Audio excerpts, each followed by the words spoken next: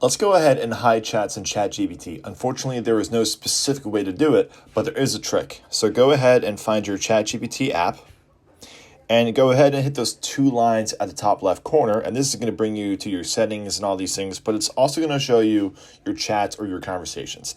So what we want to do is click and hold one of your chats, and you're going to see an option here to archive it. So go ahead and archive it. And then it's going to ask if you want to confirm. Let's just go ahead archive. And from here, click your name at the bottom of the screen. And this is going to bring you to your accounts and all that stuff. And you want to scroll down until you see where it says archive chats. So your chat does disappear from your conversation list. So technically it is hidden. And from here, what you can do is click and hold, and you'll have some options to view your chat, to unarchive it, or just delete it. I'm going to choose to delete it. And you can delete your chat. And that's it. Super simple and super easy.